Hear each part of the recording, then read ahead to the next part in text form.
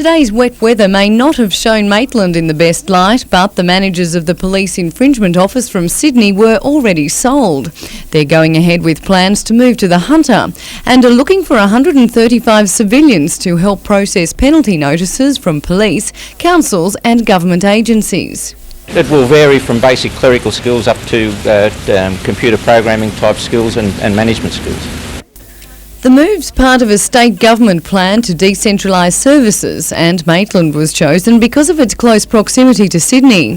The service will continue processing around 1.8 million notices a year at a site still to be chosen. It's a great opportunity for Maitland to secure a good employer and an employer that will be a good fit with the workforce and the sorts of skills that are available here in Maitland. Maitland Council hopes the move will set a trend, encouraging other services to move to the area. Vanessa Spark, NBN News.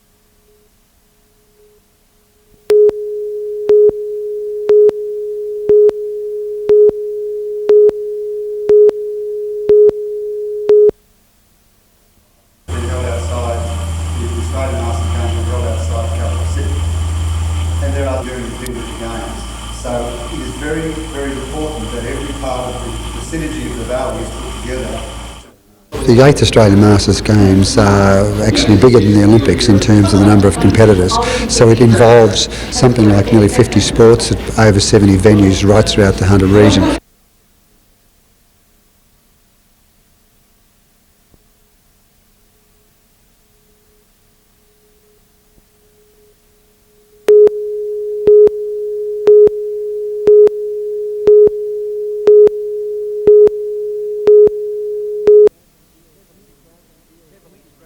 Heavily strapped, Butterfield injured his thumb in Saturday's game against the Broncos. Originally thinking it was just a minor cork injury, X-rays this week have confirmed the worst.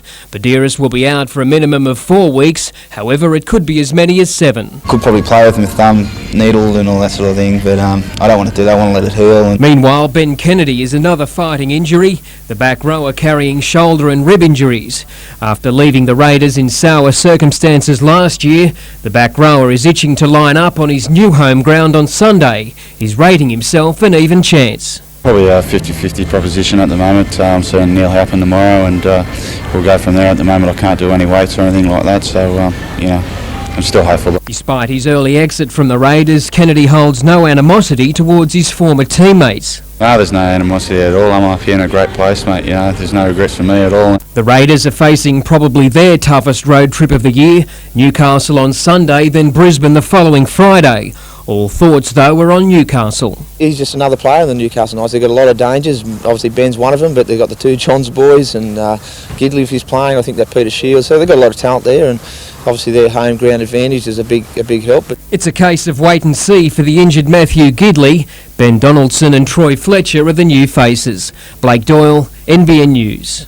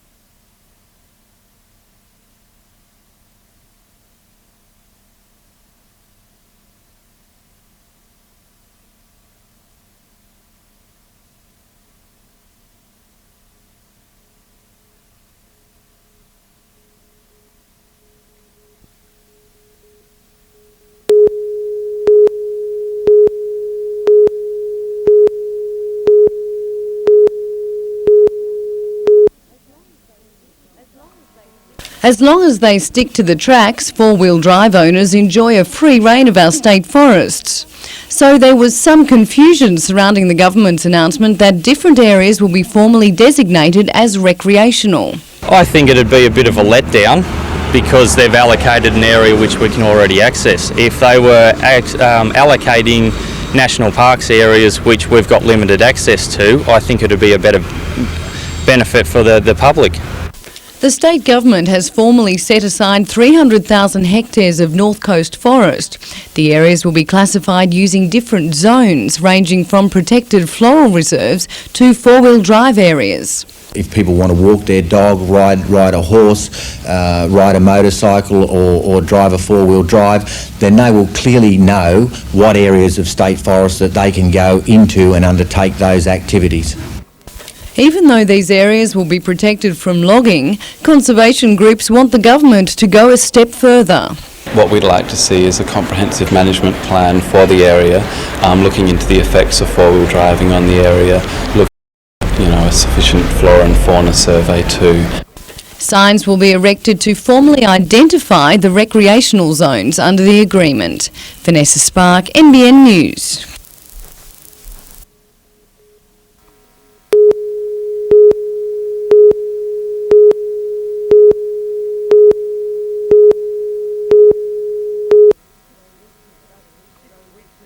Six weeks of battling shows its strain. Now 85 Queensland textile workers could lose their jobs if the picket line stays firm. This non-delivery of fabric is crippling our company. $100,000 from the sale of material used to make firemen's uniforms was to be kept safe for workers in a trust fund, but opinions were divided. What about other customers with material behind locked gates? And the all-or-nothing stand that has won so much for these workers, owed $11.2 million. We made a decision on Monday for everything not to go off the place until that deed's signed. As far as I'm concerned, that's the way it stays. Yes. How about we wait here all day till we get in touch with John Starr today and he tells us that deal's been signed. But Steve Davies from the Textile Workers Union implored his members to accept the deal and return the support they've been shown by the nation. Just because that you are not working doesn't mean to say that those poor bastards in Queensland shouldn't work. That is the height of selfishness. It really is. In the end, the vote was cast. No material today and not before Monday afternoon. The Queensland jobs should be safe and the administrator is confident the deed of company arrangement will be signed by then. Today's decision isn't the end of it. Unless the workers' entitlements are guaranteed by Monday afternoon, there'll be no material going out these gates without another vote. David McElwain, NBN News.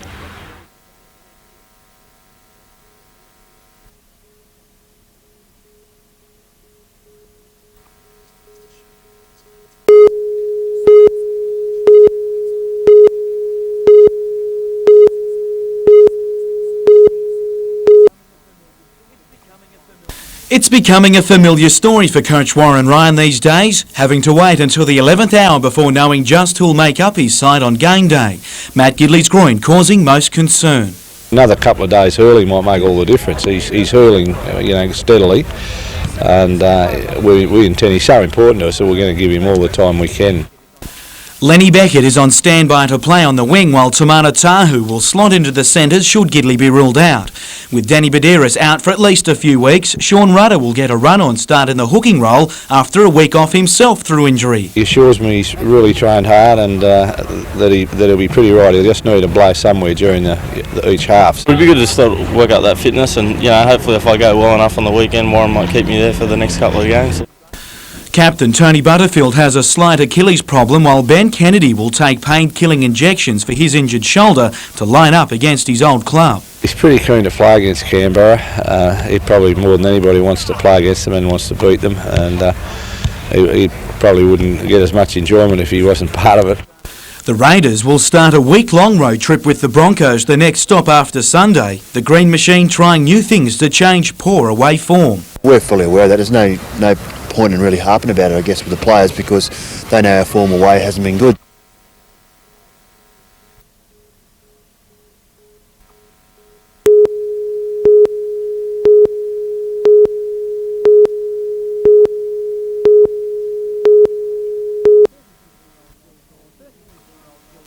36-year-old Gil Gordon and 29-year-old Eleanor Smith arrived at Maitland Hospital late this afternoon, seemingly little worse for their ordeal.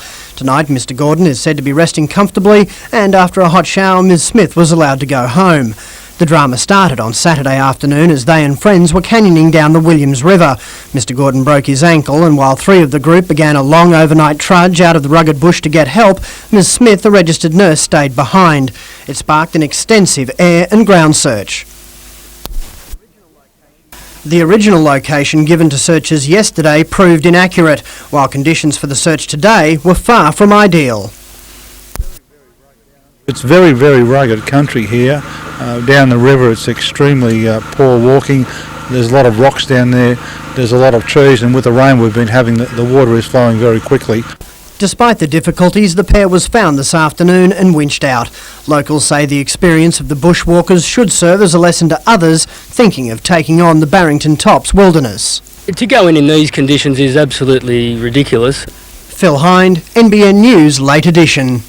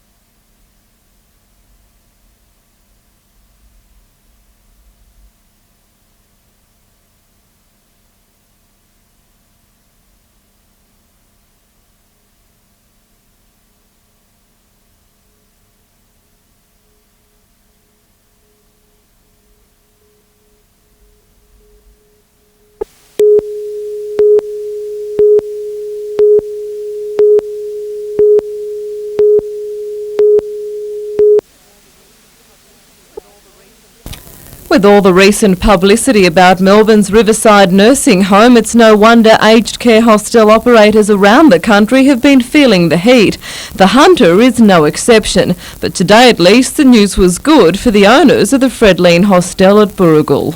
Unfortunately, things that happen in Victoria have happened. We don't want to see substandard operators in our industry, but we have an independent appraisal that all 7 sites at Anglican Care have are run at the highest possible level of standards. For the last 2 years, all 450 staff have been part of an accreditation process which has seen all aspects of their work come under the spotlight. But today, each of the 7 Anglican-run facilities around the lake was rewarded for high standards of care with a ticket to operate under no scrutiny for another 3 years. They feel that they've been unfairly besmirched by things that have happened outside of this state, and we just have to keep on doing exactly what we do, even better. Helen Kapalos, NBN News.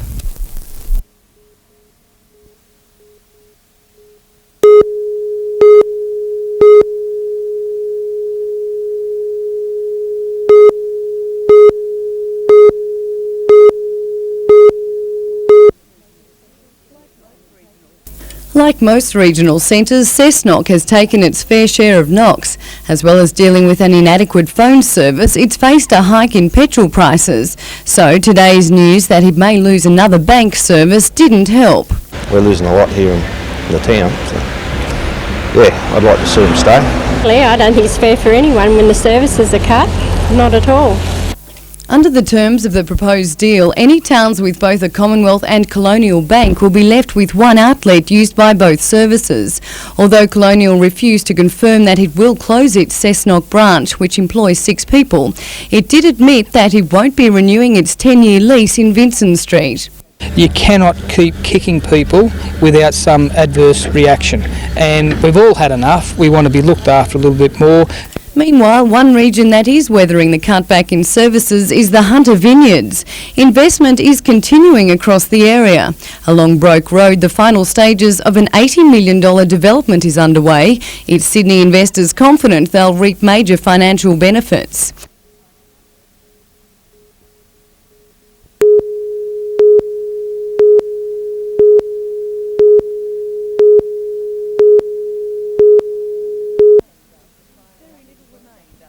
Very little remained after fire ravaged one of the Hunter's premier wineries last year.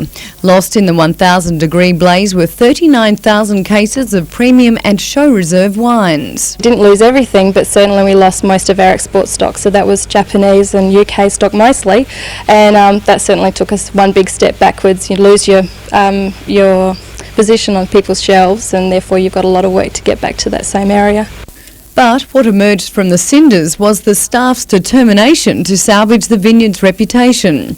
Replacement costs ran into the millions. As well as rebuilding a wine tasting area, a new roof was constructed, complete with an extensive fire sprinkler system. We're sort of taking a much more positive look at the future in domestic and export markets, and certainly we hope that the fires reminded us that we've got a long way to go.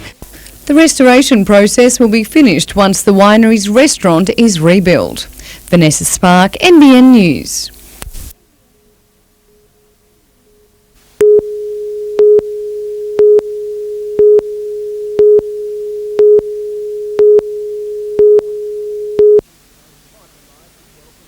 Michael Knight was welcomed with open arms by the Hunter Olympic Business Task Force, and he came bearing good news. And there is no doubt that of all the regions in Australia, the most successful has been the Hunter when it comes to leveraging the economic benefits of the Games. 184 days out from the Games, and the Minister has described the Hunter's efforts to attract Olympic dollars as a medal-winning performance. If there were gold medals for performance in this area, it would certainly go to the Hunter, and particularly the Hunter Olympic Task Force. Already 300 athletes are scheduled to train at venues across the Hunter in the lead-up to the Games. That's expected to bring in excess of $2 million. With Sydney just over the Hunter's back fence, it's Olympic tourists the Hunter is relying on. People are realising how close the Hunter is, and we think we'll pick up a lot of day tours and a lot of support for tourism during the Games. Never one to shy away from the media, but keen to spruik the benefits of the Olympics to the Hunter, Michael Knight refused point blank to answer questions on more pressing Olympic issues, like the allocation of seats to Olympic ticket holders. He says it's all part of a policy to temporarily stay out of the Olympic spotlight. Blake Doyle, NBN News.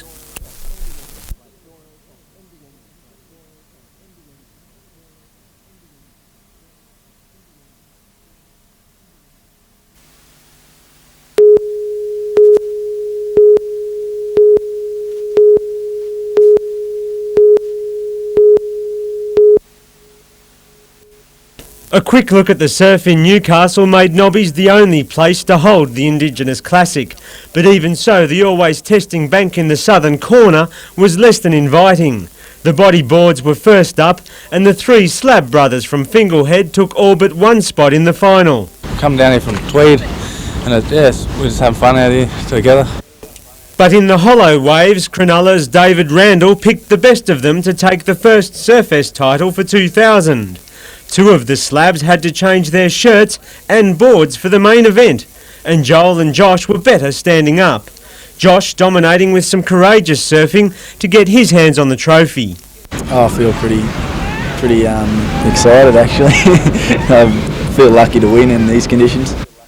Josh Slab will also be competing in the Surfest Pro Junior, which starts tomorrow. David McElwain, NBN News.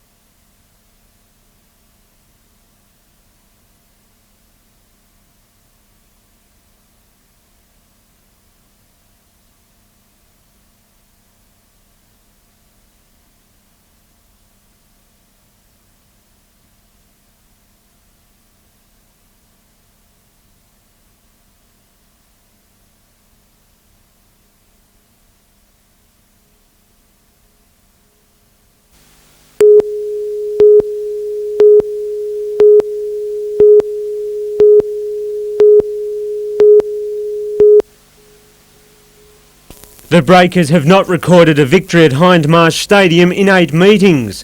Coach Lee Sterry had to make a change to fill the gap left by Andy Harper's automatic 1-week suspension, but that's not all for the run-on side. Luke Tomic will come into the striking role up front, and Glenn Moore at this stage is 100% fit, ready to go, back from a hamstring strain, so he'll come back into the back line, and one of the midfielders will go, and at this stage it'll be Greg Owens. So Travis Dodd will move back forward to that right-hand side. He's playing his old club, so he should have something to prove. And that'll be the squad for the weekend. Greg Owens, the 18-year-old midfielder, is having some second-season blues. Well, Owens will start on the bench. At the end of the day, his last couple of games have been very ordinary, and it'll be up to him to pull his socks up and go from there. The Breakers went down 2-0 when they last met Adelaide in January. It's going to be a tough road trip. They beat us 2-0 over there last time. We didn't start the game too well and took a goal after 8 minutes. So they'll come out hard and fast very early on, and we've got to weather the storm and see what we can do after that. But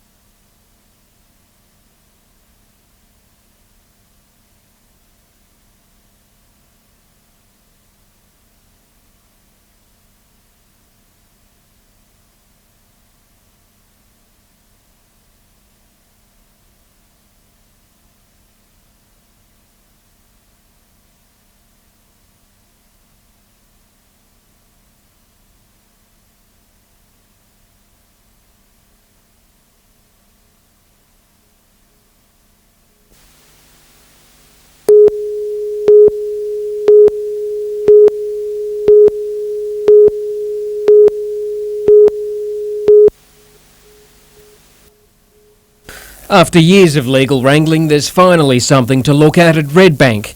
The power station is halfway through a 2-year construction phase. In an Australian first, Redbank will convert coal tailings into electricity. Tailings are a waste product of coal mining, whose disposal often causes environmental controversy. This is it's been used of this size. These boilers are bigger than anywhere else in the world, and also it's the first time that dewatered coal tailing has been used in this way as the fuel source. 200 workers are building the plant, 50 will operate it. Energy from Redbank will go directly onto the national grid from March next year. It'll have the capacity to power a city of 100,000 people. 12 months before the power plant starts up, its owners are already looking at other sites to repeat the process across Australia and Asia. We think there are a number of opportunities in the Hunter Valley for this type of plant, and certainly elsewhere in Australia, and particularly in Queensland. Blake Doyle, NBN News.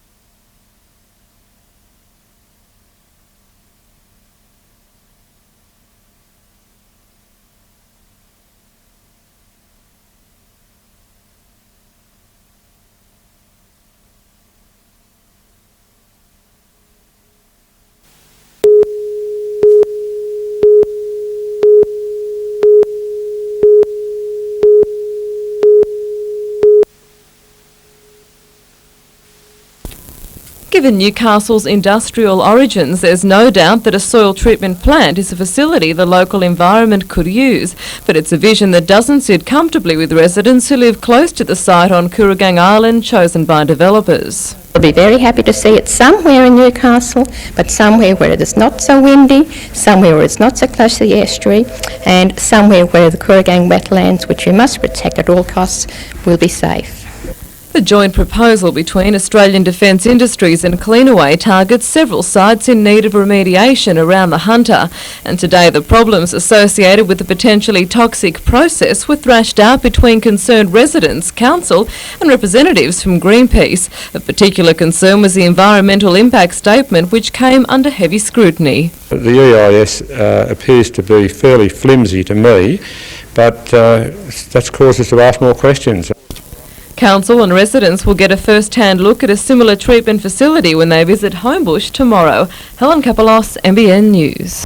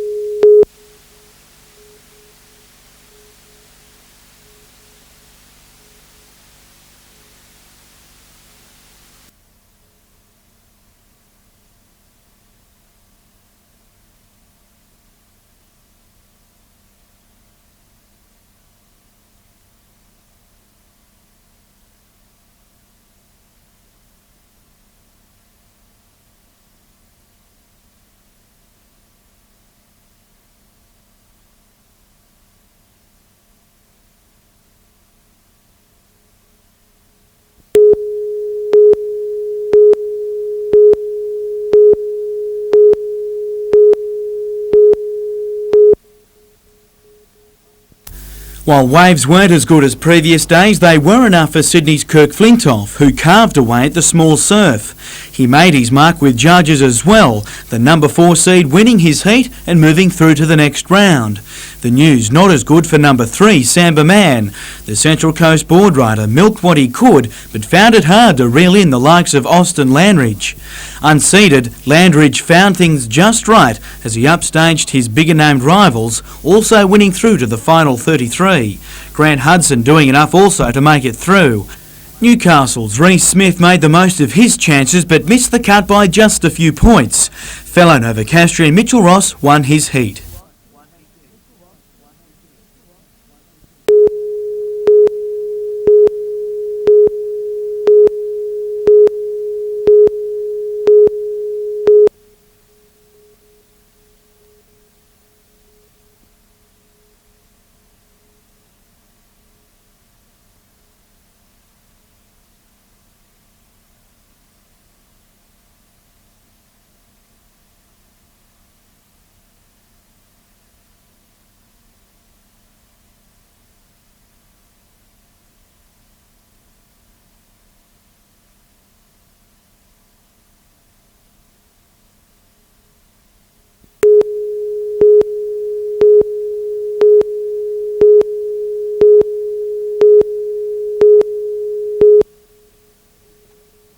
It's called Bike to Work Day, and this morning dozens of people mounted up to support the event. But for some, the prospect of pedal power was too much, choosing to support the day their own way. Newcastle Council plans to hold 2 Bike to Work days a year and expects support for the event to grow as people turn to the cheaper alternative for travel. But for those who insist on driving, the state government has funded a new mobile speed indicator in Newcastle, which allows drivers to monitor their own speed as they pass a camera. The radar is now set up in Bar Beach, but will move around to other local residential areas to help combat speeding in Newcastle. Meanwhile, police from the Lower Hunter are rewarding responsible drivers, giving out brochures and chocolates to anyone pulled over who passes a random breath test. It's a way of thanking drivers who do the right thing, and serves as an early warning for the coming Easter break, where traffic becomes congested and dangerous. Adam Harper, NBN News.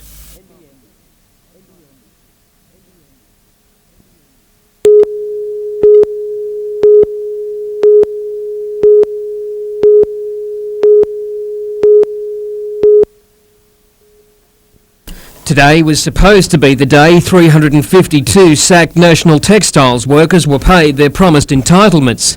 Once again, the deadline has been pushed back. There's a fair bit of disappointment. We're pretty much fed up with being thrown the dummy. $7.2 million is secure, the federal government responsible for just on $4 million. The only hold up at the moment is that the Commonwealth officials are just checking off that they've got every bit of their entitlement, and I'm sure they'd want that check done. That'll be here next week. In the meantime, the textile workers who haven't seen a paycheck for 8 weeks are paying each other's bills. We've decided from the picket line fund to donate money to people that are doing it hard and that with bills and whatnot. But there is some good news. Senator Tierney told the workers about a $2 million retraining package to get them back into the workforce. Around a third of the sacked workers will retire. Already 60 jobs have been offered at the new meatworks under construction just outside Singleton. The meatworks will be finished in July, August, and so they can move straight into new employment. We just hope there are more opportunities like that. The retraining of national textiles workers begins next Friday at the Maitland Town Hall. Blake Doyle, NBN News.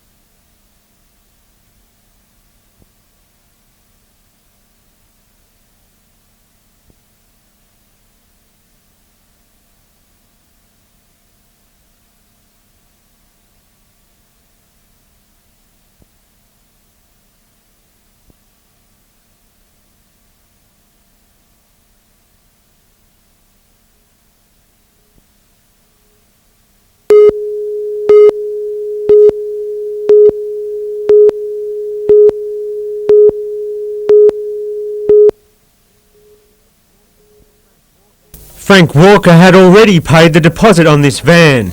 He couldn't wait to come and pick it up, but the call he got this morning was nothing like he wanted to hear. I thought they were joking.